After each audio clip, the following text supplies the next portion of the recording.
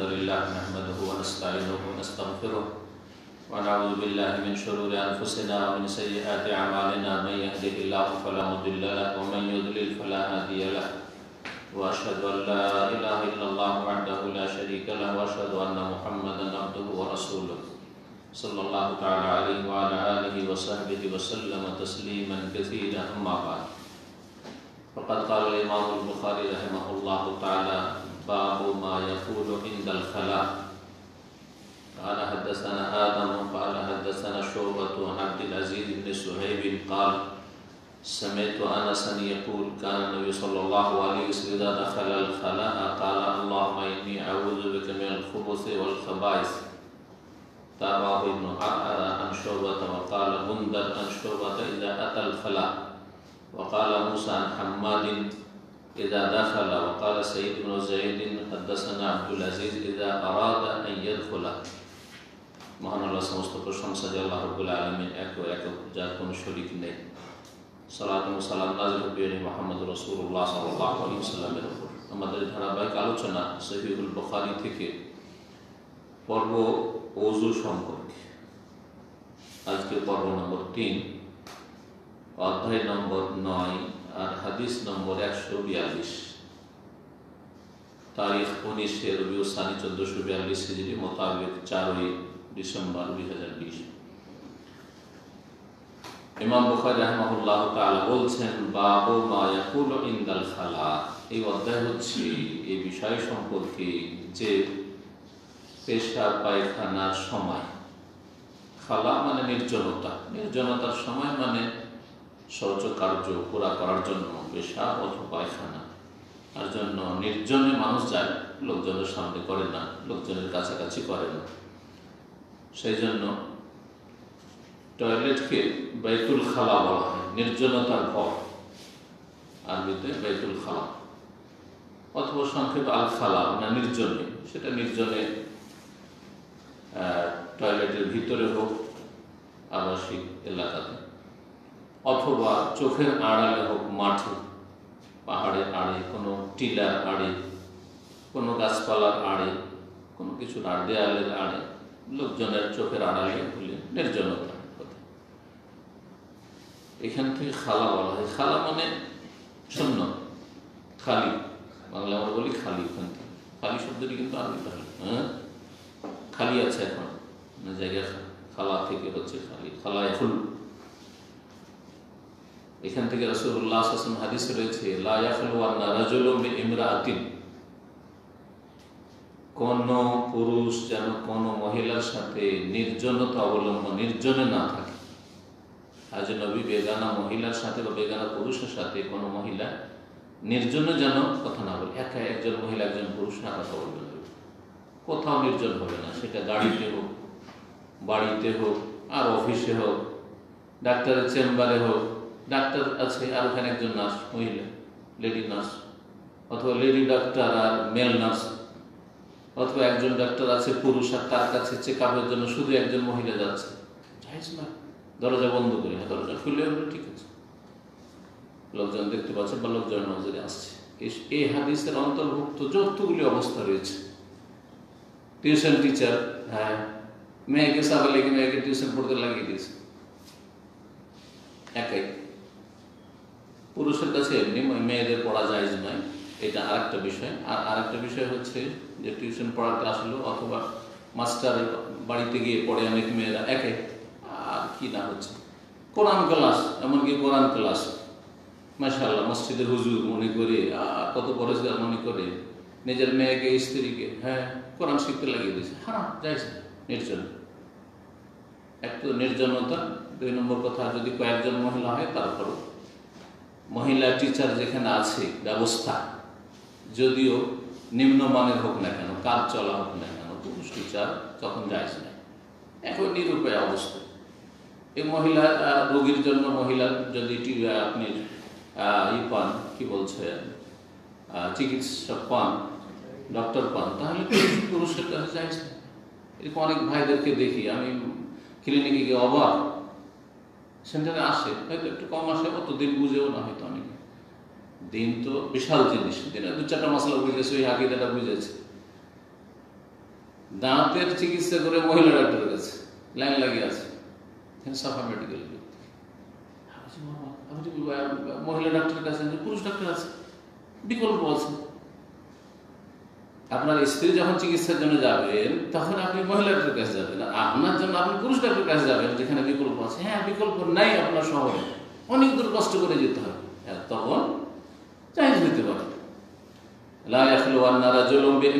কোন মহিলা কোন পুরুষের সাথে বা কোন পুরুষ কোন মহিলার সাথে যেন নির্জনতা অবলম্বন না করে, না হলে ইল্লা কানা সালিসুহ শয়তান, তৃতীয় সেখানে শয়তান কাজ করবে, জিন শয়তান সেখানে কাজ করবে।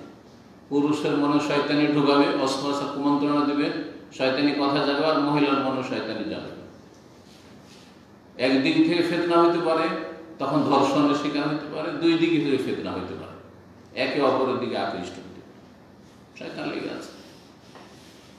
ভাষা দেখাচ্ছিলাম, মাসলা বলা হলো লা ইয়াখলুওয়ান্না, কেউ যেন নির্জনে না যায় পুরুষ নারীর সাথে, খালি খালি জায়গা। তো খালা এখান থেকে পেশাব পায়খানা জায়গাকে কি বলা হয়? খালা বলা হয়। সেটা যদি তৈরি করা থাকে তাহলে সেটা বাইতুল খালা। আর মাঠে ঘাটে নির্জনে গেলে তখন খালায় গেছে, তখন তার বাইতুল খালা, বাইত নেই সেখানে। মা ইয়াকুল ইনদাল খালা, নির্জনতার সময় মানে পেশাব পায়খানার সময়, সহজ ভাষায় শৌচ কার্য পুরা করার সময় কি বলবে, এমন কোন দোয়া আছে কিনা, জিকির আছে কিনা? হাদিস ইমাম বুখারী রাহিমাহুল্লাহ ওস্তাদ হচ্ছেন আদম বিন আবি আয়াস, তারপরে তার ওস্তাদ শুবা, তার ওস্তাদ আব্দুল আজিজ তাবি, তার ওস্তাদ হচ্ছেন আনাস রাদিয়াল্লাহু তাআলা আনহু। তিনি বলছেন যে আমি সামি'তু আনাসান ইয়াকুল, আনাস বিন মালিক রাদিয়াল্লাহু আনহু রাসূলুল্লাহ সাল্লাল্লাহু আলাইহি ওয়াসাল্লামের 10 বছরের খাদেম, তাকে বলতে শুনেছি, কারণ নবী সাল্লাল্লাহু আলাইহি ওয়াসাল্লাম নবী সাল্লাল্লাহু আলাইহি ওয়াসাল্লাম যখন নির্জনতায় প্রবেশ করতেন, অর্থাৎ শৌচ কার্য পুরা করার জন্য যেতেন, পেশাব পায়খানার জন্য যখন প্রবেশ করতেন তাহলে বোঝা গেল যে নবী সাল্লাল্লাহু আলাইহি ওয়াসাল্লাম অধিকাংশ সময় বাড়িতে থাকলে টয়লেটে মানে তৈরিকৃত খোলা মাঠে যেতেন না, সব করে। মাঠে ঘাটে আছেন, দূরে আছেন, সেটা আলাদা কথা, তখন যেতেন, বা শহরে আছেন, মদিনার বাইরে আছেন, জনবস্তির বাইরে। কিন্তু যখন বাসায় থাকতেন বাড়িতে, তখন তাহলে বাসাতে কি ছিল? বাইতুল খালা, হ্যাঁ, টয়লেট বানানো ছিল। তাই এজা দাখালা, প্রবেশ করা শব্দটি এসছে। দেখেন, একটা শব্দ থেকে মাসলা ইসলাম বন্ধ। এখান থেকে বোঝা গেল যে 1400 বছর আগে যখন মানুষের কোন সভ্যতার কোন রকম উন্নতি ছিল না, তখনও ইসলাম শিখিয়েছে যে বাড়িতে বাড়িতে টয়লেট বাথরুম তৈরি করতে হবে। ইসলাম সারা বিশ্বকে সভ্যতা শিখিয়েছে, আদব কায়দা শিখিয়েছে, মানুষের মতো মানুষে বসবাস করতে শিখিয়েছে। অথচ অভাব, এটা ছোট্ট কক্ষ, সুবহানাল্লাহ, স্বামী স্ত্রী, এত ছোট কক্ষ থাকতো, স্বামী স্ত্রী দুজন শুইলে আর বসার খাওয়া দাওয়ার জায়গা নেই। রাত্রে বিছিয়ে দিতেন, শুয়ে যেতেন, আর দিনে বিছানাটাকে গুটিয়ে মরিয়ে রেখে দিয়ে তখন ওখানে করে উঠে বসে। এটা কক্ষ, এগুলো হচ্ছে হুজরা। নবী সাল্লাল্লাহু আলাইহি ওয়াসাল্লামের আজওয়াজ উম্মাহাতুল মুমিনিনদের হুজরার অবস্থা। আর আপনার আমার খাই মিটে না, বাড়ি বাড়ি বাড়ি, একতলা, দুইতলা, তিনতলা, পয়সা পয়সা, তারপরে ধার করজ করা, বেঈমানি করা, অবৈধ পথ অবলম্বন করা, পয়সার আসক্তি, আল্লাহর মতো কাজুর হাত তাজুর মাথা কবরে পৌঁছে দেওয়া পর্যন্ত, যতক্ষণ মরবেন না ততক্ষণ মন ভরবে না। কত পার্থক্য! আর কিছু দিনদারিতে আজকাল অনেক মানুষ মনে করে যে অনেক দূর মনে পৌঁছে গেছি, অনেক পরিষ্কার হয়ে গেছে। কোথায় আছো তুমি চিন্তা করে দেখো। যখন বাথরুমে প্রবেশ করতেন এই কথাটি আছে, তাহলে প্রবেশ করে বলবেন না করার আগে বলবেন? আগে বলবেন, কারণ প্রবেশ করলে তো নাপাক জায়গায় চলে গেছে, সেখানে জিকির আজকার করা জায়েজ নয়। বাথরুম শুরু করার আগে এবং বাথরুমে প্রবেশ করার আগে, যদি টয়লেটের ভিতরে হয়, মাঠে ঘাটে হয়, তাহলে বসার আগে। আর আগে থেকে অনেকে কিন্তু আদব কায়দার খেয়াল কম রাখে, আগে থেকে কাপড় উঠিয়ে নেন। আগে থেকে কাপড় উঠাবেন আপনি, যখন জায়গাটিতে বসতে যাবেন তখন আপনি কাপড় উঠাবেন, তখন কাপড় উঠাবেন। কাপড় উঠিয়ে হাঁটতে শুরু করছেন আর তারপরে বসছেন, না না না, আদবের খেলা। সূক্ষ্ম বিষয়গুলি শেখার প্রয়োজন রয়েছে, অনেকে কিন্তু খেয়াল করেন না।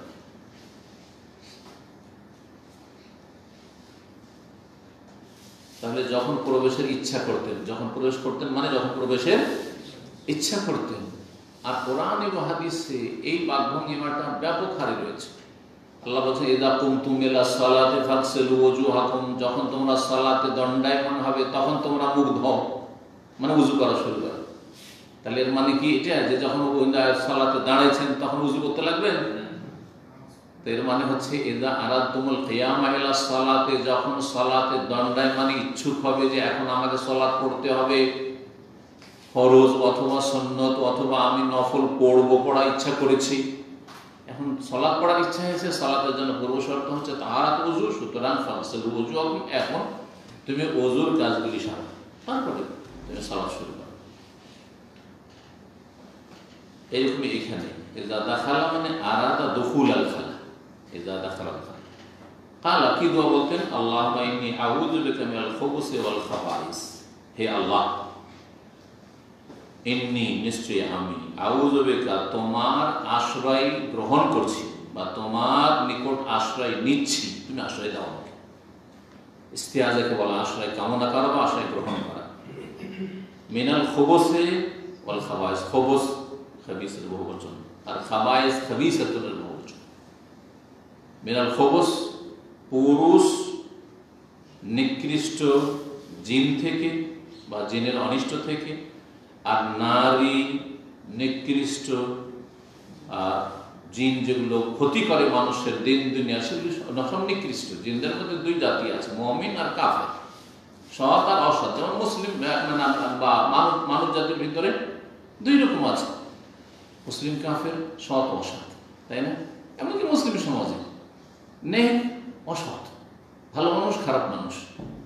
তো জিনদের মধ্যেও কিন্তু মুমিন কাফের আছে, আর সলেহ তলেহ আছে, নেক আর অসৎ, ভালো মানুষ ভালো জিন আর পাপিষ্ট। তো পাপিষ্টগুলো মানুষের ক্ষতি করে থাকে। কিছু শক্তি তাদেরকে এমন দেওয়া হয়েছে যে শক্তিগুলো মানুষের কাছে, তারা আমাদেরকে দেখতে পায়, তারা এমনভাবে ক্ষতি করে দেবে যে আমরা টের পাবো না। মানুষ ক্ষতি করতে আসলে প্রতিরোধ করতে পারবে, মারামারি করতে পারবেন, তাকে ঘায়ল করতে পারবেন, কিন্তু জিনকে হয়তো পারছেন না। অন্য তরিকা আমাদেরকে শেখানো হয়েছে জিন থেকে আত্মরক্ষার জন্য দোয়া, জিকির, আজকার, যেগুলো সুরক্ষাকারী বিষয়, তাহসিনাত, সকাল সন্ধ্যার জিকির, ফরজ সালাতের পরে জিকির, বিভিন্ন সময়ের যে বাড়িতে ঢোকা বের হওয়ার, গাড়িতে চড়া, নামার কোনো জায়গায়, এই যে জিকির আজকারগুলি যদি দৈনন্দিন নিয়মিত জিকির আজকারগুলি পালন করেন, আর মাঝে মধ্যেই যখন আপনি ভয় পাবেন অথবা আশঙ্কা করবেন যে কোন ক্ষতি হতে পারে, তখন আল্লাহর কাছে আশ্রয় কামনা করলেন, তাহলে তখন জিন আপনার কাছে আমার কাছে অসহায় হয়ে যায়, কোনো ক্ষমতা তার চলবে না। অন্য দিক থেকে ক্ষমতা বেশি থাকলে আমাদের কাছে আবার সুবহানাল্লাহ, আল্লাহর উপর এই ক্ষমতা দিয়ে রেখেছেন। এটা শুধু মুমিন মুসলিমরা হাসিল করতে পারে, কাফের পারে না। মুসলিম সমাজের যারা গুনাহগার তারা পারে না। শয়তানের আধিপত্য তাদের উপর কায়েম হয়ে আছে, শয়তান তাদের উপর ছেয়ে আছে, বিস্তার লাভ করে আছে। কিন্তু নেক মানুষ তো মানুষ শয়তান, জিন শয়তানের দুশমন, জিন শয়তানের কঠিন দুশমন। আমাদের কাছে তাওহীদ আছে, দুশমন। আমাদের কাছে সুন্নাত আছে, দুশমন জিন। আমরা ভালো কাজ করি, শয়তানের আনুগত্য করি না, দুশমন। ক্ষমতা চললে কত যে ক্ষতি করার চেষ্টা করতো বা ক্ষতি করতো, কিন্তু ক্ষমতা চলে না, অসহায় হয়ে যায়। সুতরাং এই জিকির আজকারগুলি সুরক্ষাকারী যেসব নিয়মিত দোয়া জিকির রয়েছে, আপনি পালন করুন। ফজরের সালাত পড়েছেন, চিন্তা নেই, মান সাল্লা সুবহানাহু ফি জিম্মাতিল্লাহ, আল্লাহ হেফাজতে, এটা একটা তদবির। শয়তান আপনার কাছে সে সুযোগ পাবে না। যাই হোক, আশ্রয় কামনা করছে রাসূলুল্লাহ সাল্লাল্লাহু আলাইহি ওয়াসাল্লাম, আল্লাহুম্মা ইন্নী আউযু বিকা, হে আল্লাহ আমি তোমার আশ্রয় গ্রহণ করছি, মিনাল খুবুসি, খুবুস মানে কি বললাম? পুরুষ জিন থেকে, মানে পুরুষ জিনের অনিষ্ট থেকে, ওয়াল খাবাইস নারী জিনের অনিষ্ট থেকে। এটা হচ্ছে প্রসিদ্ধ অর্থ, এটা হচ্ছে প্রসিদ্ধ অর্থ যে খবস পুরুষ জিন আর খাবাইস হচ্ছে নারী জিন। এখান থেকে জানতে পারলাম যে জিনদের মধ্যে নর আর নারী বা লিঙ্গ আছে, লিঙ্গ আছে। এটাই হচ্ছে পার্থক্য।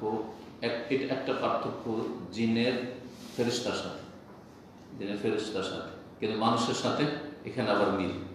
মানুষের মধ্যে নর নারী আছে, জিনদের মধ্যে নর নারী আছে, কিন্তু ফেরেশতায় লা ইউযাক্কারু ওয়া লা ইউআন্নাস। ফেরেশতার সঙ্গে বলা হয়েছে যে তার নর নারী লিঙ্গ থাকে, কোন লিঙ্গ।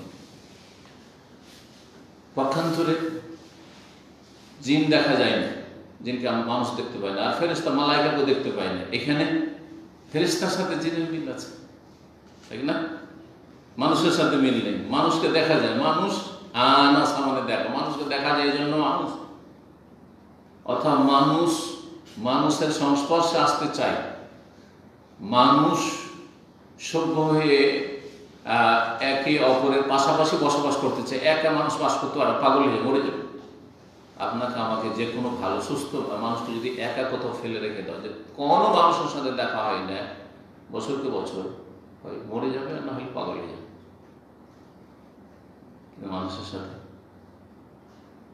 আর বিশেষ করে যার সাথে তাড়াতাড়ি মিল হইতে পারে বিভিন্নভাবে, হঠাৎ করে আপনি ইউরোপে আছেন আর একটা দেখছেন যে দেখে বাংলাদেশি লাগছে বা বাংলা ভাষী লাগছে, দৌড় দিয়ে ছুটে যাবেন না, যাবেন? হ্যাঁ, একজন মুসলিম কাফের দেশে কোনো মুসলিম খুঁজে পাওয়া যাবে। হ্যাঁ, তরকারিতে লবণ দেওয়ার জন্য যে লবণ লাগে ওই রকমও খুঁজে পাওয়া যায় না, এমন দেশে চলে গেছে। আল্লাহ না করে যেতে হয়। সেখানে যদি একটা লোককে দেখে যে একটু দেখে মুসলিম মুসলিম লাগছে, একটু সালাম শুনলাম, ইনশাল্লাহ শুনলাম, অথবা দাঁড়িয়ে আছে, মনে কত কৌতূহল জাগবে যে সাথে দেখা করি, এর সাথে কথা বলি। যে উনস, মানুষকে এই জন্য বলা হয় উনস, মহব্বত, ভালোবাসা মানুষের মধ্যে রয়েছে। জঙ্গলি পশুকে ওয়াস বলা হয় এর বিপরীত, কারণ জঙ্গলি পশু একটা অপরটাকে দেখে দিলের টান পালাবে, মানুষকে দেখলে একবার ছুটবে, পালাবে। ওয়াহ ওয়াস, তার তো অবশ হয়েছে, কাছে আসতে চাইবে, পোষ মানতে চাইবে। তো জিনের আর ফেরেশতার এখানে কি আছে, মিল আছে, দেখা যায় না এই দিক থেকে। আবার জিন আর ফেরেশতায় পৃথক হচ্ছে যে জিন সৃষ্টি হচ্ছে নারের, আর মালায়েকা নূরের, নূর দিয়ে তৈরি, মানুষ পাঠিয়ে। যাই হোক, কথা অন্যদিকে না বাড়িয়ে কি বলছি যে এটাই হচ্ছে প্রসিদ্ধ অর্থ খবস আর খাবাইস, পুরুষ জিন আর নারী জিন। কেউ কেউ বলেছেন অর্থ করা যেতে পারে যে আল্লাহ আউযুবিকা, হে আল্লাহ তোমার আশ্রয় গ্রহণ করছি, মিনাল খবসে, জিনের অনিষ্ট থেকে। খবস মানে খাবিসের বহুবচন, মিন কুল্লি খাবিস, জিন, খারাপ জিনের অনিষ্ট থেকে। ভালো জিনের অনিষ্ট নেই, ভালো জিন মুমিন জিন আমার আপনার সহযোগিতা করে, আমার আপনার হিতাকাঙ্ক্ষী যারা মুমিন ইমানদার জিন। আর মনে রাখবেন, যেমন মানব জাতির মুসলিমদের ভিতরে 73 ফিরকা আছে, বা 73 ফিরকার বেশি, দল উপদল ভাগ করলে আরো বেশি হয়ে যাবে, তাই না? সহি আকীদার আছে, আবার শিরকি আকীদার আছে, বেদাতি আকীদার আছে, কত ফিরকার শেষ নেই। 126 তরিকা আছে, পীরদেরই শুধু মানে গুমরাহদেরই 126 তরিকা। তো ওই রকমই জিনদের মধ্যে আছে, পরিচয় কম নেই, বুঝতে পারছেন না? তো যারা সহি আকীদার জিন তারা আমাদেরকে ভালোবাসে, যারা মাজার পূজারী জিন তারা আমাদের সাথে চরম বিদ্বেষ রাখে, যেমন মাজার পূজারী বেদাতি যারা চরমপন্থী জঙ্গি তারা আমাদের সাথে বিদ্বেষ রাখে। বেদাতিরা কখনো ভালোবাসবে না আমাদেরকে তাওহীদ সুন্নাতের কথা বলে, ঠিক তেমনি বেদাতি জিন কখনো ভালোবাসবে না আমাদের। আল্লাহ মাগফিরাত সব, আল্লাহ তাদের সব দূর করে দিন, অনিষ্ট দূর করে। কেউ কেউ বলেছেন যে খবস জিন আর খাবিস মানে হচ্ছে, খাবাইস মানে হচ্ছে কাজ বা বস্তু। ওয়াল আশিয়াল খাবিসা, হে আল্লাহ তোমার আশ্রয় গ্রহণ করছি জিনের অনিষ্ট থেকে এবং যাবতীয় নিকৃষ্ট এবং ক্ষতিকর বস্তু থেকে, খবিস বস্তু থেকে, যত খবিস বস্তু হতে পারে তার অনিষ্ট থেকে আশ্রয় কামনা করছি। দুরারোগ্য যত রোগ রয়েছে, মারাত্মক রোগ শারীরিক, সেগুলো হচ্ছে খবিস। এর জন্য ক্যান্সারকে মারাদুল খবিস বলা হচ্ছে, করোনা মারাদুল খবিস। তাহলে এই অর্থ নিলে এই দুয়াতে আপনি এর থেকেও, এর অনিষ্ট থেকে আপনি আশ্রয় কামনা করলেন। যান যে কোনো খারাপ মানুষ, যে কোনো খারাপ বস্তু, সাপ, বিচ্ছু, হিংস্র পশু, সব হচ্ছে আল্লাহর খবিস সৃষ্টি। তাহলে শুধু জিনের সাথে সীমিত থাকলো না, খবুস জিন হয়ে গেল। আর বাকি বিশেষভাবে জিনের অনিষ্ট থেকে কেন আশ্রয় নেওয়া আর দোয়া করেছেন রাসূলুল্লাহ সাল্লাল্লাহু আলাইহি ওয়াসাল্লাম বাথরুমে যাওয়ার সময়। কারণ অন্য হাদিসে রয়েছে ইন্না হাযিহিল হুশুস মুহতাদারাতুন, এই যে টয়লেটগুলি রয়েছে, পায়খানা বাথরুমগুলি রয়েছে, এখানে শয়তানের উপস্থিতি থাকে। মুহতাদারাতুন তাহদুরু শায়াতিন, শয়তান সবসময় থাকে। যত নোংরা জায়গা, ময়লা আবর্জনার জায়গা, সেখানে শয়তান আছে। বাইরেও যেখানে ময়লা আবর্জনা পড়ে আছে, দুর্গন্ধ ছড়াচ্ছে, সেখানে শয়তান আছে। ওইরকম জায়গায় গেলে আপনি শয়তান থেকে পানা চেয়ে নেন। আল্লাহ আউযু বিল্লাহি মিনাশ শাইতানির রাজিম, আউযু বিল্লাহি সামিল আলিম মিনাশ শাইতানির মিন হামজিহি ওয়া নাফখিহি ওয়া নাফসিহি, আউযু বিকালিমাতিল্লাহি তাম্মাতি মিন শাররি।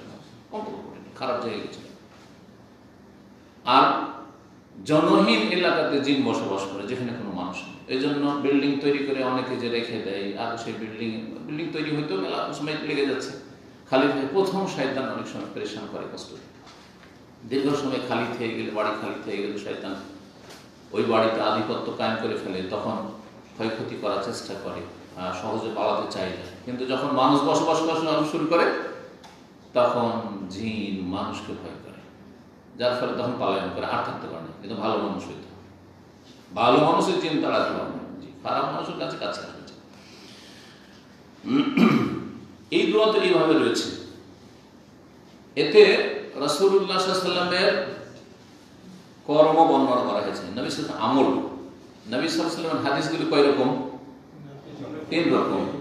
বাচনিক হাদিস, বলেছেন করতে, আর আমলি হাদিস, কওলি ফেলি, করেছেন। এখানে আনাস বলছেন যে যখন বাথরুমে প্রবেশ করতেন, নবী সাল্লাল্লাহু আলাইহি ওয়াসাল্লাম আমল, তখন এই দোয়া পড়তেন। নবী সাল্লাল্লাহু আলাইহি ওয়াসাল্লাম যেহেতু পড়তেন আর দোয়া, সুতরাং নবী সাল্লাল্লাহু আলাইহি ওয়াসাল্লামের আমল করাটা হচ্ছে আমাদের জন্য সুন্নাত তরিকা কমপক্ষে, কারণ এটি অভ্যাসগত বিষয় নয়, আর সেটি তার সাথে কোনো খাস বিষয় নয়। নবী সাল্লাল্লাহু আলাইহি ওয়াসাল্লামের জন্য বেশ কিছু বিষয়গুলি যেগুলো খাস ছিল, সেগুলো খাস, অন্য দলিল দ্বারা প্রমাণিত যেগুলো খাস, সুতরাং সেটা আমাদের জন্য চলবে না। কিন্তু এটা হচ্ছে আম, নবী সাল্লাল্লাহু আলাইহি ওয়াসাল্লাম। কিন্তু সহিহ মুসলিমের হাদিসে রয়েছে, সুনানে আবু দাউদে রয়েছে, যেখানে 2 রকমের রিওয়ায়াত রয়েছে। একটা ফেলি হাদিস, কর্মগত, নবী সাল্লাল্লাহু আলাইহি ওয়াসাল্লাম আমলও ছিল, যখন প্রবেশ করতেন তখন এই দোয়া পড়তেন।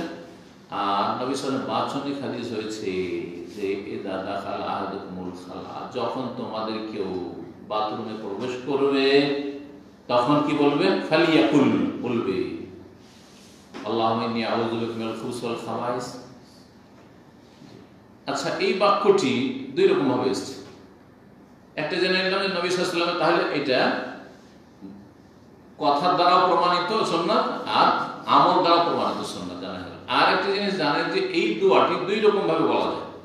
একটা হচ্ছে এটা সহিহ বুখারী হাদিসে এরকম আছে, 2 জায়গায় আছে, কিন্তু এইভাবে আল্লাহুম্মা ইন্নী আউযু বিকা, হে আল্লাহ তোমার আশ্রয় নিচ্ছি, আর আল্লাহকে সম্বোধন করে। আর এক রকম ভাবে আছে, কেউ বলতে পারেন, বা কেউ পড়েন, ওটা আমল আছে। কারণ বিসমিল্লাহ তো আলাদা হাদিস, অন্য হাদিস আছে, বাথরুমের কাছে বিসমিল্লাহ বলবেন, ওটা ঠিক আছে, বিসমিল্লাহ মিলিয়ে দেবেন। হ্যাঁ, আল্লাহুম্মা ইন্নী আউযু বিকাই হয়ে গেল না। এই বাক্যটিতে অন্যরকম ভাবে আছে। হ্যাঁ, হ্যাঁ, গায়েব করে আগিয়ে দিলাম একটু, যারা গ্রামে বলেছে। এখানে খেতাব করে আল্লাহুম্মা ইন্নী আউযু বিকা আছে, ওখানে গায়েব করে আছে না, আউযু বিকা হয়ে গেল, তোমার আশ্রয় নিচ্ছি, আল্লাহকে সম্বোধন করা হচ্ছে।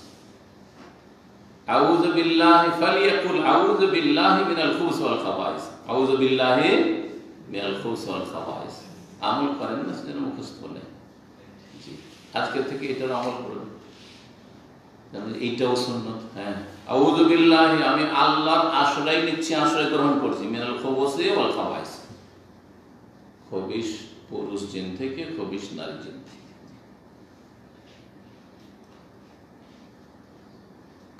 তারপরে বড় একজন মুহাদ্দিস ইমাম বুখারী রাহিমাহুল্লাহ ওস্তাদের ওস্তাদ ইমাম শুআবা রাহমাতুল্লাহ আলাইহি, তিনি বলছেন তার riwayate, ইযা আতাল খালা, যখন বাথরুমে আসতেন, আগমন করতেন। আতা শব্দটি এসেছে আগমন করার কথা, আর ওখানে আছে দাখালা, প্রবেশ করা, তাহলে শব্দের পার্থক্য হয়ে গেল। দুই রকম হলো। তৃতীয় রিওয়ায়াত হাম্মাদ বলছে ইযা দাখালা আল খালা, তার আগের মতই, যেমন আব্দুল্লাহ ইবনে সুহাইব বলেছেন। আর এখানে আরেকটা রিওয়ায়াত রয়েছে আব্দুল্লাহ ইবনে সুহাইব থেকে, তিনি বলছেন ইযা আরাদা আন ইয়াদখুলাল খালা, যখন বাথরুমে প্রবেশ করতে ইচ্ছুক হতেন, মনস্থ করতেন।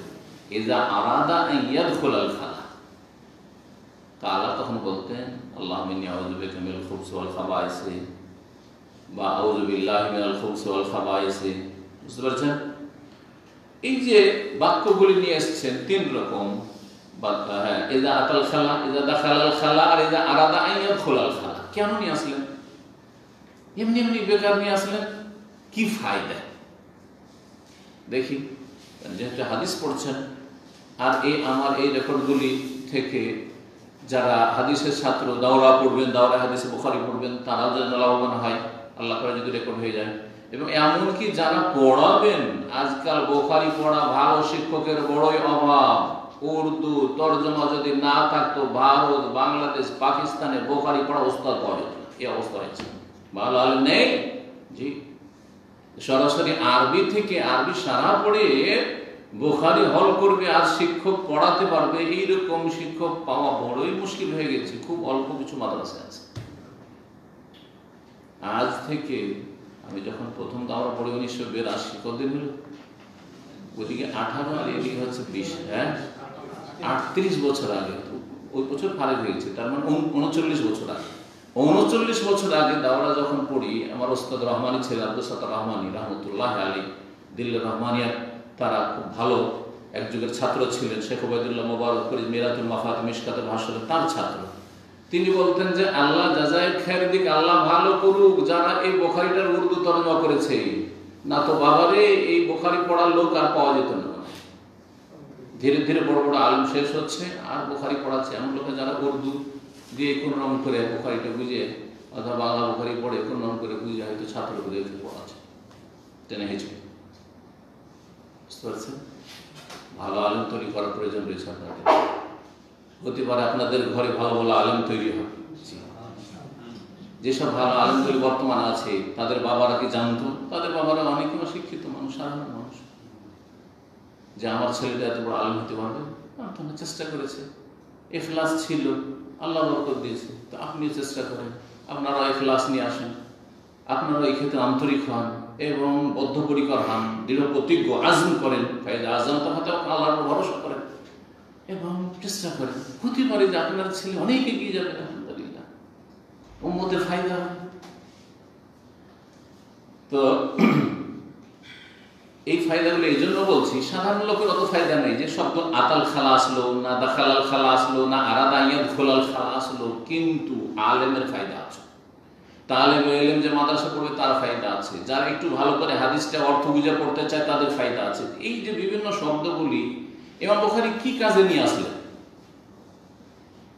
যে মাঝে মধ্যে কিন্তু এই আলোচনাগুলি আমাদের আসে, ওখান থেকে আপনি উত্তর নিতে পারেন। হ্যাঁ, কে বলতে পারেন? মাল ফায়দা, কি ফায়দা বলো? হ্যাঁ, কি এই যে শব্দগুলি, বিভিন্ন শব্দগুলি নিয়ে এসছে, বিভিন্ন বাক্যগুলি নিয়ে এসছে, এর লাভটা কি? ইমাম বুখারী কি জন্য নিয়ে আসলেন? বেকার বেকার নিয়ে আসলেন না, কোনো এর সার্থকতা আছে? অবশ্যই ফায়দা আছে। কি ফায়দা? হ্যাঁ, শব্দের পার্থক্য। বিভিন্ন সাহাবী থেকে আসছে বা বিভিন্ন মুহাদ্দিস থেকে এসেছে, ঠিক আছে। এতে সানাদগুলি মানে আরো বেশি বলিষ্ঠ হয়। সানাদ মুতাবাআত শাওয়াহিদ, একটা অপরের সমর্থক, কিন্তু শব্দের তো পার্থক্য। হ্যাঁ, শব্দ আরেক শব্দ থেকে মানে অর্থ আলাদা। অর্থ আলাদা। আইয়াত কথাটা ক্লিয়ার হয় না। কথাটা ক্লিয়ার করে বলতে হবে যে একটি হাদিস আরেকটি হাদিসের ব্যাখ্যা করে। একটি হাদিস আরেকটা হাদিসে কি করে? ব্যাখ্যা করে। আয়াত আছে, একটা আয়াত সংক্ষেপে, আরেকটা আয়াতে দেখেন বিস্তারিত, দিয়ে একটি আয়াত আরেকটি আয়াতে তাফসীর করে দিচ্ছে। এরকম কিছু আয়াত আছে। এখানে যখন আতাল খালা বাথরুমে আসতেন, যখন বাথরুমে প্রবেশ করতেন মানে ঠিক প্রবেশ করতেন যখন, না প্রবেশ করার আগেই প্রবেশ করার ইচ্ছা করতেন? প্রবেশ করার ইচ্ছা করতেন। আগে কিন্তু অর্থটা আপনাদের করিয়ে নিয়েছি। তাহলে এই যে প্রবেশ করতে ইচ্ছা করতেন, অথচ শব্দ কিন্তু ইচ্ছা করতে আসেনি। দাখালাল খালা, আতাল খালা, আসতেন, প্রবেশ করতেন। কিন্তু আরেকটি রিওয়ায়াত ইজা আরাদা আন ইয়াদখুলা থেকে স্পষ্ট জানতে পারলাম যে এই হাদিসটি, এই রিওয়ায়াতটি ওটার ব্যাখ্যা করে। হ্যাঁ, ওয়াহিদ ইউফাসসিরুল আখার, একটি হাদিস আরেকটি হাদিসের তাফসীর করছে, ব্যাখ্যা করছে। যখন বাথরুমে প্রবেশে ইচ্ছুক হতেন, দ্বিতীয় ফায়দা শুনেন, সেটা হচ্ছে রিওয়ায়াত বিল মানা জায়েজ। এর আগে গত সপ্তাহে বলেছি নবী সাল্লাল্লাহু আলাইহি ওয়াসাল্লাম তিনটা শব্দ বলেছেন, একবার না আনাস, এখানে তো আনাস বলছেন, যেহেতু উক্তিটা আনাসের। আনাস কি তিনটা শব্দ বলেছেন না একটা বলেছেন? হয় ইজা দাখালা বলেছেন, না হয় ইজা আতাল খালা বলেছেন, না হয় ইজা আরাদা আন ইয়াদখুলাল খালা। তিনটার একটা বলেছেন। এই একটা কথা বলতে গিয়ে তিন রকম করে তিনি অবশ্য বলেননি। তা তিন রকম হইল কি করে? তার ছাত্র বা তার ছাত্রর ছাত্র, তার ছাত্র ছাত্র, ইমাম বুখারী ওস্তাদ বা ওস্তাদের ওস্তাদ, কেউ যে কয়েকজন ওস্তাদ এক একজন এক এক রকম করে বর্ণনা করেছেন। তার মানে কথাটা, ভাবটা মুখস্থ রেখেছেন, কি বলতে চাইছেন।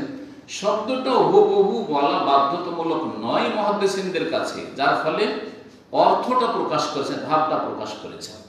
দাখালাল খালা বললেও যে ভাবটা প্রকাশ পায়, আতাল খালা আসলেন, ঢুকলেন, অথবা প্রবেশ করতে চাইলেন, ঢুকতে ইচ্ছা করলেন, কথা কিন্তু ঘুরে ফিরে একই, ঠিক না?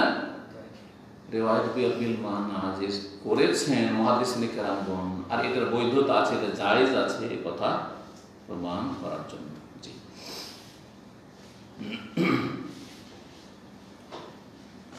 10 নম্বর অধ্যায় বলছেন বাবু ওয়াদিল মা ইনদাল খালা। একটি কথা থেকে গেছে, গুরুত্বপূর্ণ কথা, যেটা তালিব ইলমদের আর ওস্তাদদের ফায়দা হবে। অধ্যায় আমাদের চলছে, চ্যাপ্টার বা পর্ব কিসের চলছে? উযু। আর এই অধ্যায় হচ্ছে কিসের? হ্যাঁ, বাথরুমে যাওয়ার দুয়ার। তো উযুর অধ্যায় বাথরুমের দুয়ার, বাথরুম ইজা মা ইয়াকুলু ইনদাল খালা, বাথরুমে যাওয়ার সময় কি দোয়া পড়বে, এটা কেন আসলো? কি সম্পর্ক হলো?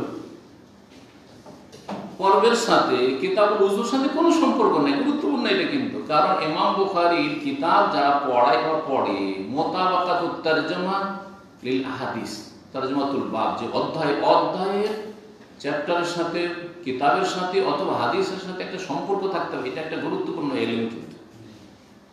অনেক হাদিসের ক্ষেত্রে হিমশিম খেতে হয়, অনেক অধ্যায়ের ক্ষেত্রে হিমশিম খেতে হয়, এখানে বাহ্যিক হিমশিম খাবে না। পায়খানা পেশাবের দুয়ার আলোচনা, আবার উযুর অধ্যায়ে, উযুর চ্যাপ্টারে কেন? কি উত্তর দেবেন?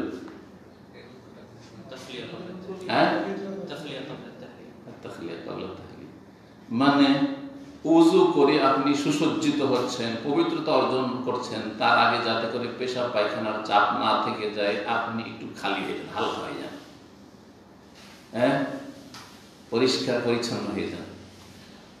অনেক ফুকাহারা এরকম বলেছেন, যদি এটা কোনো আবশ্যক নয় যে উযু করার আগে বাথরুম সেরে নেবে, পেশাব পায়খানা সেরে নেবে। হ্যাঁ, চাপ থাকলে সেরে নেবেন অবশ্যই। চাপ আছে, বেশ কয়েক ঘন্টা আপনি পেশাব করেননি, পেটটা ভরে আছে, আর ভারী ভারী আছে, আর বায়ু নিঃসরণ হচ্ছে, তার মানে পায়খানা একটা বেগ আছে, হালকাই আছে, খুব বেশি চাপ নেই, হয়তো আপনি সেরে নেন, পেশাব পায়খানা সেরে নেন, আর তারপরে কি করেন? উযু করেন। এটা একটা মোতাবাকাত বা সম্পর্ক বলা যেতে পারে। এর চেয়ে সূক্ষ্ম ভাষ্যকাররা বর্ণনা করেছেন। এই সূক্ষ্মগুলি কিতাব থেকে, যে ভাষ্যগুলি রয়েছে, ফাতুল বারী, তারপরে অন্যান্য যে সহিহ বুখারী ভাষ্য, সেগুলো থেকে নিতে হবে। তার একটি, যে ইমাম বুখারী রাহিমাহুল্লাহ উযুর আগে বা পরে যে জিকির আজকার রয়েছে, যে দোয়াগুলি, উযুর আগে কি বলা? বিসমিল্লাহ বলা। উযুর শেষে কি বলা? আশহাদু আল্লা ইলাহা ইল্লাল্লাহ ওয়া আশহাদু আন্না মুহাম্মাদান আবদুহু ওয়া রাসূলুহু। তারপরে আল্লাহুম্মা জাআলনি মিনাত তাওয়াবিন ওয়া জাআলনি মিনাল মুতাতাহহিরিন। এইটা অনেক মুহাদ্দিসিনদের কাছে যঈফ, ইখতিলাফ, এটাতে ইখতিলাফ আছে, কিন্তু শাহাদাতে কোনো ইখতিলাফ নেই, শাহাদাত সহিহ সবার মধ্যে। আরেকটি দোয়া আছে মজলিসের কাফারা, যে দোয়াটি সুবহানাকা আল্লাহুম্মা ওয়া বিহামদিকা আশহাদু আল্লা ইলাহা ইল্লা আনতা আস্তাগফিরুকা ওয়া আতুবু ইলাইক। এই যে হাদিসগুলি রয়েছে, এই হাদিসগুলি ইমাম বুখারীর শর্ত সাপেক্ষ না, শর্তের আওতাতে পড়ে না, শর্তের নিচে, কারণ তার শর্ত খুব কড়া ছিল, শর্ত ছিল। যদি আমি শর্ত লাগিয়ে দিই যে আমার অমুক ক্লাসের ছাত্র হওয়ার জন্য আরবি বুঝতে হবে, তাহলে এই বুখারী ক্লাস থেকে মেলাগুলো ক্যান্সেল হয়ে যাবে, ভালো না? ঠিক ওই রকমই ওনার বেশ কিছু শর্ত ছিল।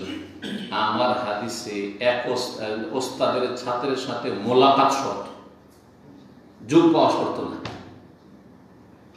হ্যাঁ, লুকিয়া শর্ত, সাক্ষাৎ, জীবনে একবার সাক্ষাৎ প্রমাণ দিতে হবে, আর না হলে আমি হাদিস নেব। পক্ষান্তরে ইমাম মুসলিম রহমতুল্লাহ আলাইহি এই শর্ত ছিল না। উনি বলতেন আল মুআসারা মা ইমকানিল লিকা, এক যুগের যদি হয় আর সাক্ষাতের সম্ভাবনা থাকে তাহলে ওর কাছ থেকে হাদিস নিয়ে নেব। কত পার্থক্য হয়ে গেল। যেমন আমরা শেখ আলবানী, ইবনে উসাইমিন, ইবনে বাজ তাদের যুগের যুগ পেয়েছি, সৌদি আরবে এসে পেয়েছি। ইবনে উসাইমিনের ওস্তাদ আব্দুর রহমান নাসির সাদিরও যুগ পেয়েছি, কিন্তু তখন দেশে ছিল। শেখ ওবায়দুল্লাহ মুবারকপুরি, যিনি সাহেব মিরাতুল মাফাতিহ, তার যুগ পেয়েছি এবং সাক্ষাৎও পেয়েছি, সাক্ষাৎ পেয়েছি, তার বাড়িতে বসেছি। তো এখন ইমাম বুখারী রাহমাতুল্লাহর কাছে সাক্ষাৎ একবার কোথায় আপনার সাক্ষাৎ হয়েছে প্রমাণ দিতে হবে, তাহলে হাদিস নেব, না হলে এই হাদিসটা আপনি অর্থে বর্ণনা করছেন না, আমি নেব না, তাহলে আমার শর্তে নেব। যদিও হাদিস সহিহ, কিন্তু আমার কাছে ওটা আমি নেব না, আমার কাছে সহিহ হলো, আমার শর্ত যেহেতু শক্ত আছে আমি নেব না, সহিহ হলো নেব। কারণ তিনি সব হাদিস, সব সহিহ হাদিস নিয়ে আসেন, অনেক সহিহ হাদিস তিনি নেন, অল্প নিয়ে আসছেন। জি, ৫,০০০ মতো হাদিস, বারবার করে একটা হাদিস রিপিট এসছে, ওই জন্য ৭,০০০ বা কিছু। তো ইমাম মুসলিমের শর্তে আমাদের দুনিয়া থেকে চলে যাওয়ার পরে যখন আমরা বলতে পারবো না, তখন কেউ বলতে পারে যে শেখ মতিউর রহমান তো শেখ ইবনে বাজকে পেয়েছে, ইবনে উসাইমিনকে পেয়েছে, আলবানীকে পেয়েছে, এমনকি শেখ মুকবেলকে পেয়েছেন, শেখ মুকবেল যে বড় মুহাদ্দিস ইয়েমেন দেশের। তো তাদের থেকে রিওয়ায়াত যদি করেন তাহলে বলে হ্যাঁ ঠিকই আছে, কারণ যুগ পেয়েছে আর সাক্ষাৎ সম্ভব, কারণ সৌদি আরবে আমি থেকেছি দীর্ঘ সময় আলহামদুলিল্লাহ। আর সৌদি আরবে আলেম ওলামারা প্রায় এখানে, আর না হলে এখানে এসছেন ওনারা, আলবানী রহমতুল্লাহ এসছেন, শেখ মুকবেল এসছেন। সুতরাং আমার তাদের সাথে সাক্ষাতের সম্ভাবনা আছে কিনা, যুগও পেয়েছি মুআসারা, আর সাক্ষাতের সম্ভাবনাও আছে। ইমাম মুসলিমের কাছে আমার হাদিস বয়ান করা চলবে এদের থেকে, কিন্তু ইমাম বুখারীর কাছে ইমকানুল লিকা, সম্ভাবনা আছে, কারণ আমি সৌদি আরব এসেছি এই সময়গুলোতে, কিন্তু ওনারা যখন বেঁচেছে তাদের জীবদ্দশা আমি সৌদি আরব চলে এসেছি, সম্ভাবনা আছে। কিন্তু এমন ব্যক্তি, যেই ব্যক্তি সৌদি আরব আসেনি কিন্তু যুগ পেয়েছে, দেশে অনেক আলেমরা দেশে পড়াশোনা করেছেন, আর যখন হজে এসছেন তখন সেখানে বাজ, ইবনে উসাইমিন, আলবানী সবাই মারা গেছেন। তাহলে কি বলবেন, যুগ তো পেয়েছে কিন্তু সাক্ষাতের সম্ভাবনা নাই, কারণ এক দেশে কখন হলো উনি তো জানেন, শুনতে হবে, দেখা বাংলাদেশে তো ওই শেখেরা আসেনি, দেখা হল করতে, কথা বুঝতে পেরেছেন? তো উযু সম্পর্কে যে রিওয়ায়াত রয়েছে, উযুর শুরুতে লা উযু লিমান লাম ইয়াযকুর ইসমাল্লাহ, বিসমিল্লাহ পড়তে হবে, না হলে উযু হবে না। তারপরে উযুর শেষে আশহাদু আল্লা ইলাহা ইল্লাল্লাহ ওয়া আশহাদু আন্না মুহাম্মাদান রাসূলুহু, এই রিওয়ায়াতগুলি বুখারীতে পাবেন না কিছু, কারণ বুখারীর শর্ত অনেক শক্ত, যার ফলে ওই হাদিসগুলি নিয়ে আসেননি। কিন্তু তিনি বিশ্বাস করেন যে আছে সহিহ হাদিস যে উযুর শুরুতে বিসমিল্লাহ, যদিও ইখতিলাফ রয়েছে তার সহিহ নিয়ে বা তার অবস্থা নেই, কিন্তু সেটা হাসান বা আমলযোগ্য। ভালো ভালো কাজের ক্ষেত্রে নবী সাল্লাল্লাহু আলাইহি ওয়াসাল্লাম জিকির আজকার বিসমিল্লাহ পড়তেন, আল্লাহর নাম নিতেন। তো এমনকি এই যে ইমাম বুখারী বুঝাইতে চেয়েছেন যে বাথরুমে প্রবেশ করার সময় আল্লাহর নাম জিকির করতেন, যদিও এখানে বিসমিল্লাহর কথা নেই, আল্লাহ ইন্নী আউযু বিকা আছে, কিন্তু আল্লাহ তো জিকির করতেন, অন্য রিওয়ায়াতে বিসমিল্লাহ আছে। তো এই হাদিস নিয়ে এসে বলতে চাইছেন যে আমি আমার শর্তে না হওয়ার কারণে উজুর বিসমিল্লাহ বলতে হবে, উজুর পর কালমা শাহাদাত বলতে হবে, এই হাদিস আমি নিয়ে আসিনি। কিন্তু যখন বাথরুমে জিকির আজকার রয়েছে, বাথরুমে ঢোকার, বাথরুম থেকে বের হওয়ার, তাহলে উজুতে তার চাইতে বেশি জিকির আজকার হওয়া উচিত, গুরুত্বপূর্ণ। কথা বোঝা গেছে না? কারণ উজু হচ্ছে ইবাদত, উজু হচ্ছে ইবাদত। আর বাথরুম সারা, শৌচ কার্য সারা হচ্ছে মানুষের প্রয়োজন, এটা হচ্ছে প্রাকৃতিক প্রয়োজন, উপায় নেই, যেতেই হবে। ভালো আর মন্দ, সুস্থ আর অসুস্থ, যতই বড় আল্লামা হয়ে যান, যতই বড় বলি হয়ে যান, আপনার পেশাব পায়খানা দিতে হবে। হ্যাঁ, ভণ্ডদের হতে পারে যে পেশাব পায়খানা হয় না তাদের, 12 বছর ধরে না খেয়ে আছে, চরমনায়ের কিতাবে পড়ে শুনিয়েছে, 12 বছর ধরে না খেয়ে, খায়নি, পান করেনি, এমনিতে আছে আল্লাহর ওলি। কি করে আছে? বলছে যে তিনি কি খেয়ে বেঁচে আছেন? বলছে জিকির খাইছি, জিকির খাইছি। আউযুবিল্লাহ, শয়তান কিভাবে ভ্রান্ত করেছে এদেরকে।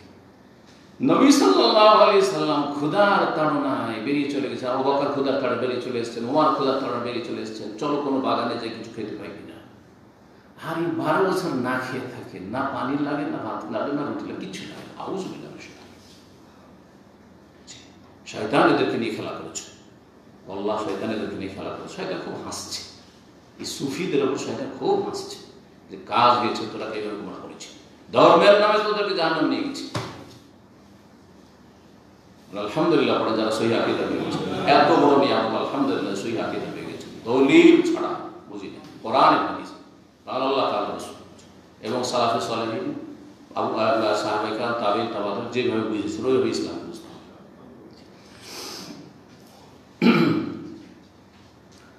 তাহলে বুখারীতে আমরা পেলাম বাথরুমে প্রবেশ করার দোয়া, বাথরুম থেকে বের হওয়ার দোয়া কি? গোফরানাকা।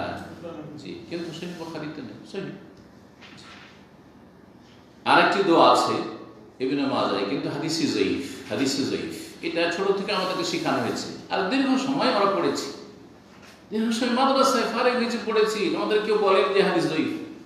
আমাদের আলেমরা ওই দেশে হাদিসের সহিহ যায়ীফ পড়াই হতো না, যার ফলে আমাদেরকে ওস্তাদেরও বলেনি যে হাদিসটা যায়ীফ। পরে যখন হাদিস গবেষণা করে, অথবা গবেষণার জায়গায় বা যারা গবেষণামূলক পড়ে গেছে মদিনা থেকে সৌদি আরব থেকে, তাদের কাছ থেকে জানতে পারলাম যে বাথরুম থেকে বের হওয়ার যে আরেকটি দোয়া আছে, ওইটা যায়ীফ, দুর্বল। সেটা কি? কারণ মুখস্থ আছে? বলে গেছে, আগে পড়েছেন, আমি ভুলে গেছি। আমি তো আলহামদুলিল্লাহ,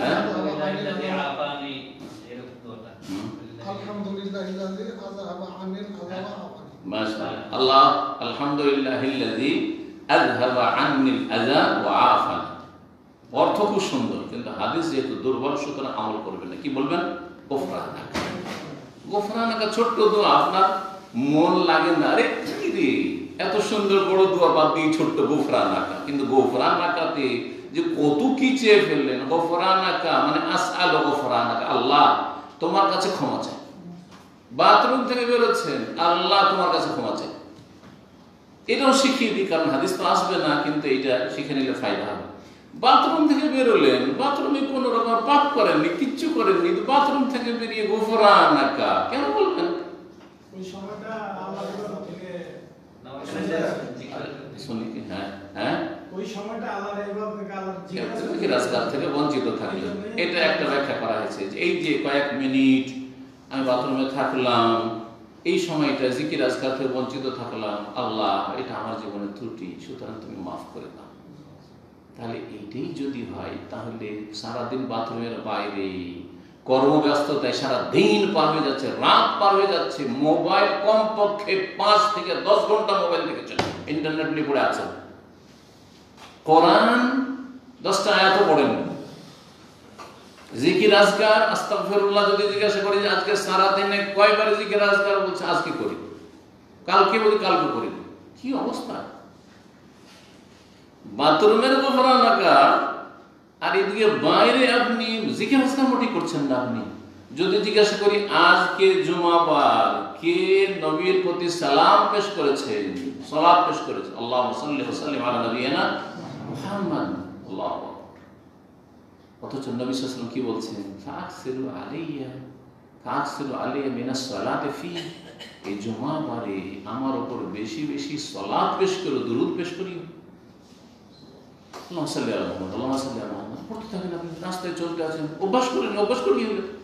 গাড়ি চালাচ্ছেন, আরে চোখ কাজ করছে, হাত কাজ করছে, কিন্তু মুখ কোনো কাজ নেই। মুখে আল্লাহুম্মা সাল্লি আলা মুহাম্মদ, আল্লাহুম্মা সাল্লি আলা মুহাম্মদ, আল্লাহুম্মা সাল্লি ওয়া সাল্লিম আলা নাবিয়িনা। আর যদি হচ্ছে তাহলে বলে আল্লাহুম্মা সাল্লি ওয়া সাল্লিম আলা নাবিয়িনা মুহাম্মদ। দুরূদ ইব্রাহিম জরুরি না। কেউ বলেছেন দুরূদ ইব্রাহিম পড়লে ভালো, কেউ বলেছেন দুরূদ ইব্রাহিম পড়া এখানে ঠিক না, কারণ ওটা সালাতের ভিতরে সালাত সালাম পেশ করলি হলো, এগুলো ওলামাদের ইখতিলাফ। কিন্তু কেউ পড়লে পড়তে পারে। দুরূদ ইব্রাহিম পড়তে মনে করেন যে আপনাকে হয়তো 20 সেকেন্ড 30 সেকেন্ড লাগবে, এটা পড়তে আপনার 2 সেকেন্ড লাগবে না, 3 সেকেন্ড লাগবে না। আল্লাহুম্মা সাল্লি ওয়া সাল্লিম আলা নাবিয়িনা মুহাম্মদ।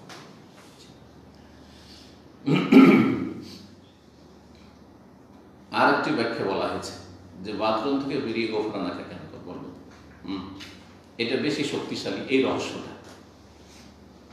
কিছুক্ষণ জিকির আজকার করতে পাইনি, সেই জন্যই আল্লাহর কাছে ক্ষমা চাচ্ছি, আল্লাহ আমার এই সময়টা নষ্ট গেল, তোমার জিকির আজকার থেকে আমার জবান বঞ্চিত থাকলো, আমার অঙ্গপ্রত বঞ্চিত থাকলো, গোফরানাকা। এটা একটা ব্যাখ্যা। আর একটা হচ্ছে যে পেশাব পায়খানা যে এতক্ষণ লেগেছে, এটা থেকে আমি একটু স্বস্তি ও নিরাপদ হাসিল করলাম, এই জন্য আল্লাহ একটু প্রশান্তি। তো মাফ করো কেন বলবো? তাই আল্লাহ তোমার শুকরিয়া।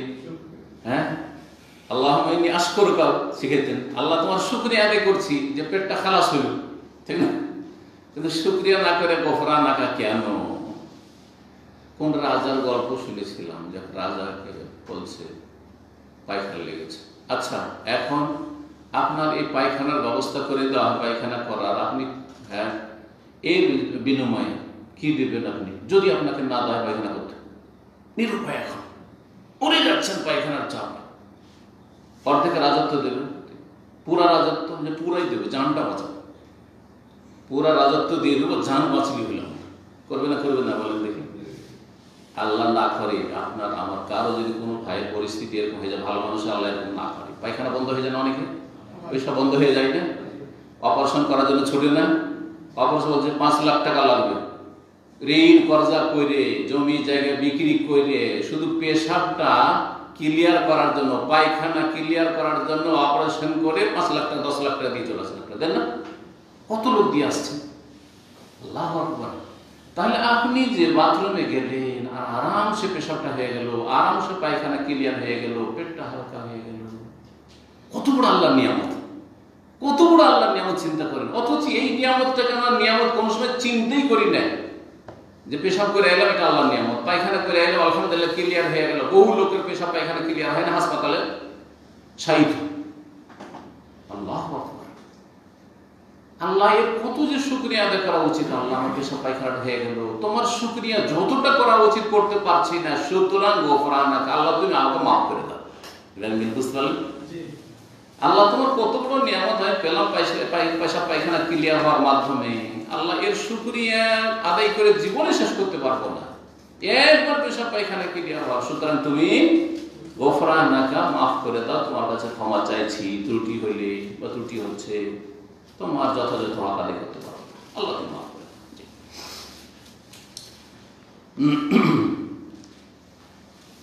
10 নম্বর অধ্যায়, বাবু ওয়াজিল মা ইনদাল খালা। এই অধ্যায় হচ্ছে পেশাব পায়খানার সময় পানি রেখে দেওয়া। পেশাব পায়খানা যাচ্ছেন, তখন আপনার জন্য কেউ যদি পানি রেখে দেয় বাথরুমে, আজকাল তো সৌদি আরবে বুঝতে পারছেন না পানির ব্যবস্থা আছে, দেশেও শহর অঞ্চলে বুঝতে পারছেন না, অনেকে গ্রামে মোটর লাগিয়ে নিয়েছেন আর পানির ব্যবস্থা আছে, তাই না? কিন্তু যাদের মোটর নেই কিন্তু বাথরুমের ব্যবস্থা আছে, অথবা মাঠে ঘাটে পেশাব পায়খানার জন্য যাচ্ছেন, তো পানির বদনা নিয়ে যান না, লোটা বদনা নিয়ে যান কি যান না? সেটা আপনি নিয়ে যান, অথবা আপনার জন্য কেউ নিয়ে গিয়ে রেখে দিক বাথরুমে। আপনার স্ত্রী রাখুক, আপনার কোনো ছেলে রাখুক, আপনার কোনো ছাত্র রাখুক, আপনার কোনো সাথী সঙ্গী রাখুক, জায়েজ পানি রেখে দেওয়া। এই হাদিসগুলো থেকে বোঝা যাচ্ছে যে পেশাব পায়খানা থেকে পরিষ্কার হওয়ার মুখ্য মাধ্যম হচ্ছে পানি, মাটি নয়। এটা মনে রাখেন, মাটি বিকল্প, পানি না থাকলে। কিন্তু যারা বিদআত করতে পছন্দ করে তারা পানির সাথেও ঢিলা করবে, পানির সাথেও টিস্যু নিতেই হবে। আজব কথা, বিদআতি ধারণা একটা। আসল হচ্ছে পানি, পানি নাই, পানি অভাব আছে, অথবা পানি অনেকের পায়খানা আপনার খুব ঢিলা ঢালা থাকে, ছড়িয়ে ছিটিয়ে যায়, তো তখন একটু হালকা করে নিই ঢিলা দিয়ে, আর তারপরে টিস্যু দিয়ে, আর তারপরে তখন বা আমার কাপড়গুলো ভিজে যাবে, সুতরাং টিস্যু দিয়ে একটু মুছে নিই, আর মুছার জন্য টিস্যু নিই, সেটা আলাদা কথা। কিন্তু আপনি আগে টিস্যু পেশাবে, তারপরে পানি, আগে ঢিলা করলো, তারপরে পানি, কোথায় পেলেন? কোনো হাদিস নেই, কোনো সহিহ হাদিস নেই। এগুলো কিছু ফুকাহাদের ব্যক্তিগত মত, মানুষের মত, আলেমের মতকে দলিল দিয়ে যাচাই করতে হবে।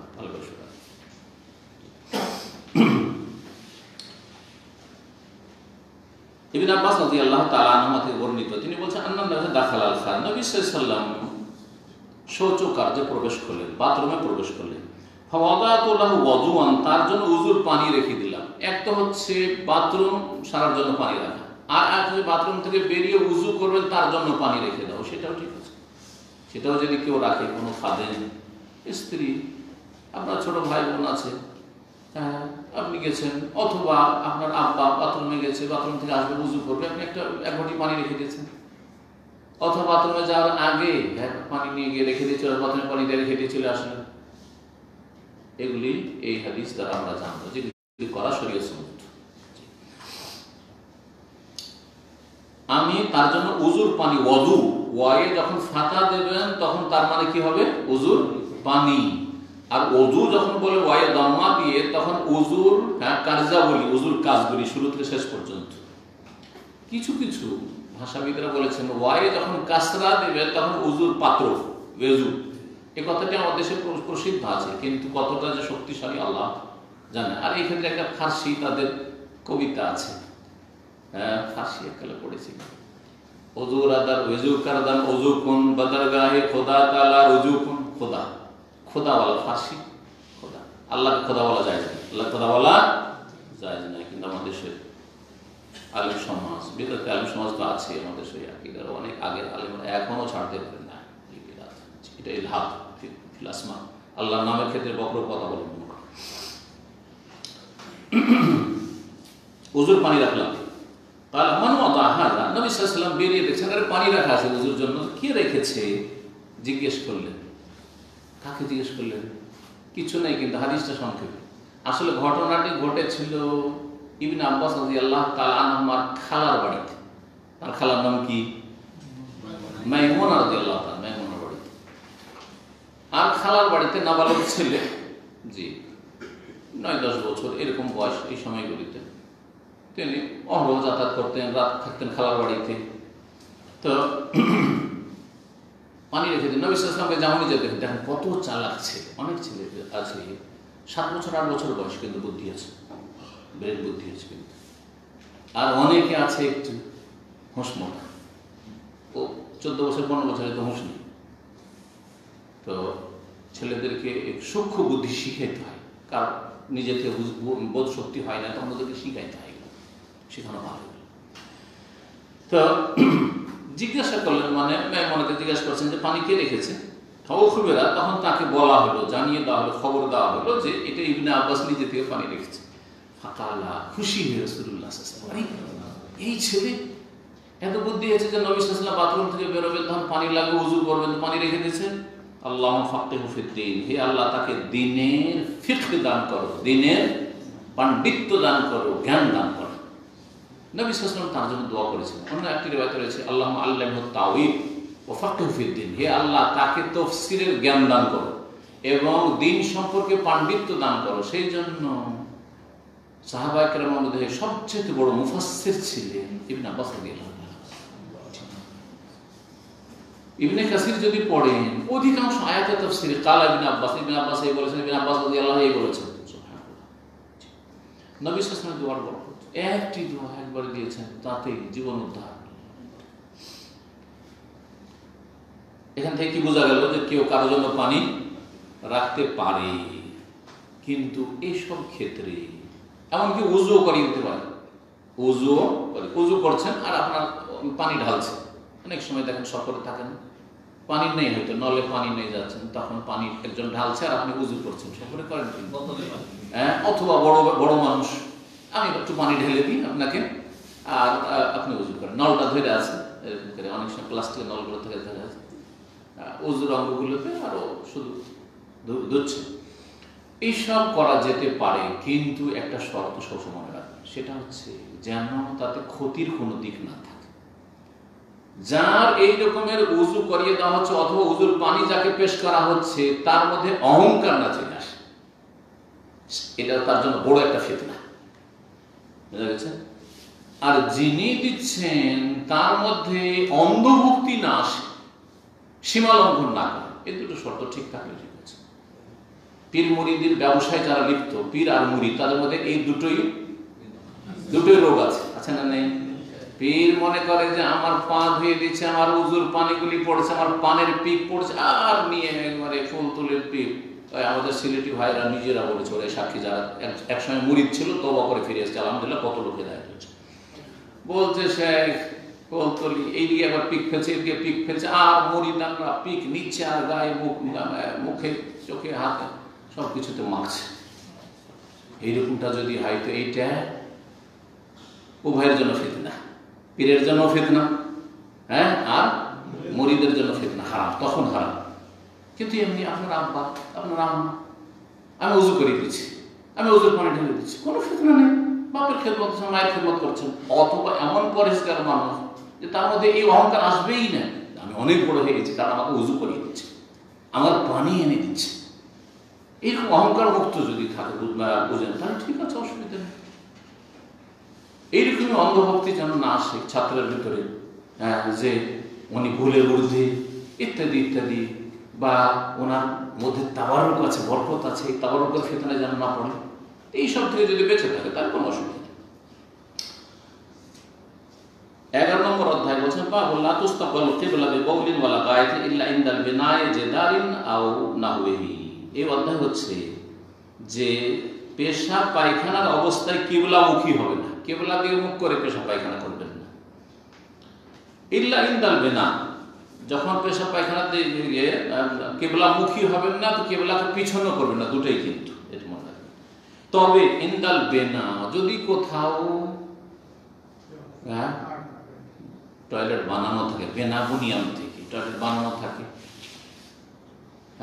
প্রাচীর থাকে, জেদার, সেটা বেনাটা কিরকম, জেদারিন আও নাহওয়িহি, সেটা দেয়াল প্রাচীর আছে, অথবা সেখানে কক্ষ নির্মাণ করা আছে, টয়লেট নির্মাণ করা আছে।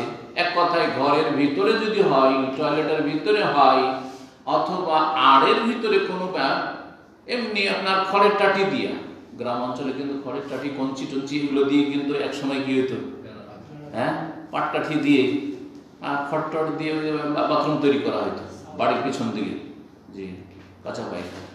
যদি ঘেরা থাকে তো কোনো অসুবিধা নেই, কোনো কিছু আড় আছে কিবলার দিকে, তাহলে কোনো অসুবিধা নেই।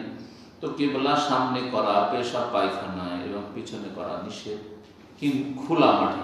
এবং বুখারী তাহলে কি বলতে চাইছেন এখান থেকে, অধ্যায় থেকে, যে খোলা মাঠে নিষেধ, খোলা জায়গায় নিষেধ, সেটা কাবার কাছাকাছি হোক অথবা সারা পৃথিবীর যে কোনো জায়গায় পৃথিবীতে হোক, যে কোনো দেশে হোক না কেন, খোলা মাঠে যদি হয় তাহলে বেআদবিটা স্পষ্ট, যে আপনি কিবলাকে সামনে করে বা কিবলাকে পিছনে কারণে পেশাব পায়খানা ছাড়ছেন, সুতরাং সেটা জায়েজ নয়। পক্ষান্তরে ঘরের ভিতরে যখন, তখন বেআদবিটা অত স্পষ্ট নয়, এবং এই ক্ষেত্রে জায়েজ হওয়ার দলিল যেহেতু আছে, সেজন্য ইমাম বুখারী রাহিমাহুল্লাহ এই মাঝামাঝি মতটাতে গেছেন। বিষয়টিতে ইখতিলাফ রয়েছে, বিষয়টিতে কয়েকটি মত রয়েছে।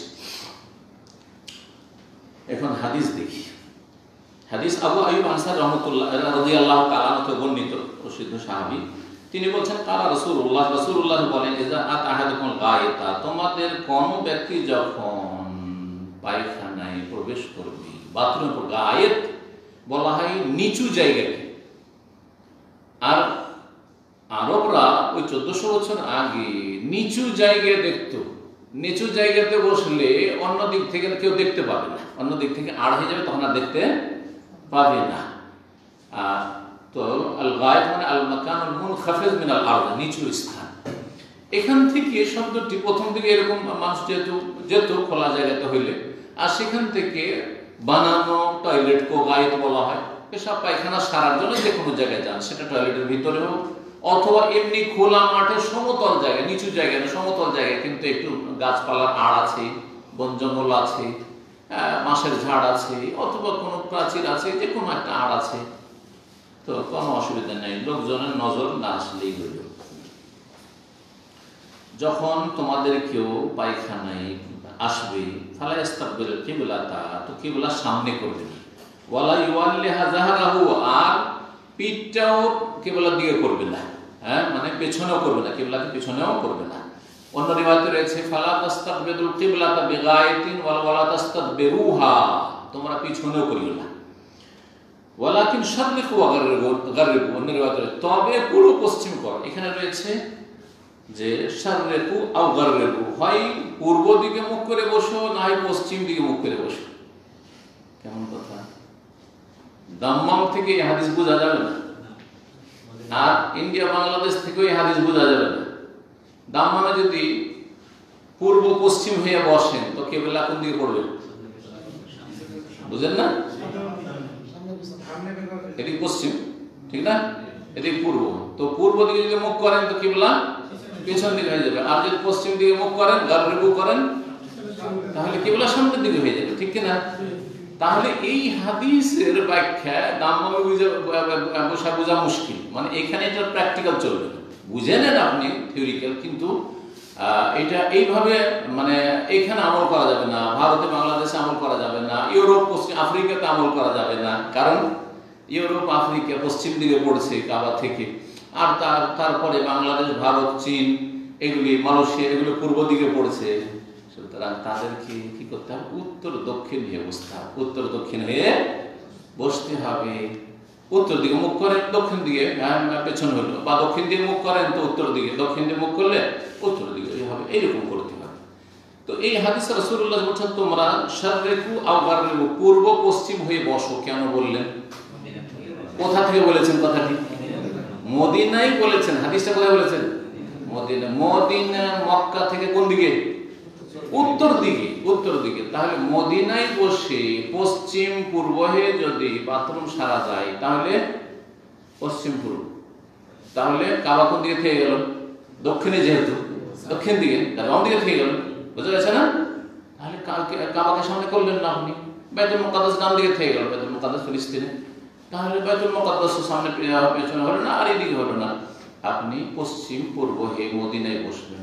তাহলে উত্তর দিকে যতগুলি দেশ আছে, উত্তর দিকে যতগুলি দেশ আছে, উত্তর দিকে সিরিয়া, প্যালেস্টাইন, উত্তর দিকে আপনার আরো যত দেশ, তুরস্ক, রাশিয়া, যতগুলি উত্তর দিকে দেশ আছে, সেসব দেশ থেকে আপনি মদিনার এই হাদিস আমল করে পশ্চিম পূর্ব হয়ে বসবেন, পশ্চিম পূর্ব হয়ে বসবেন।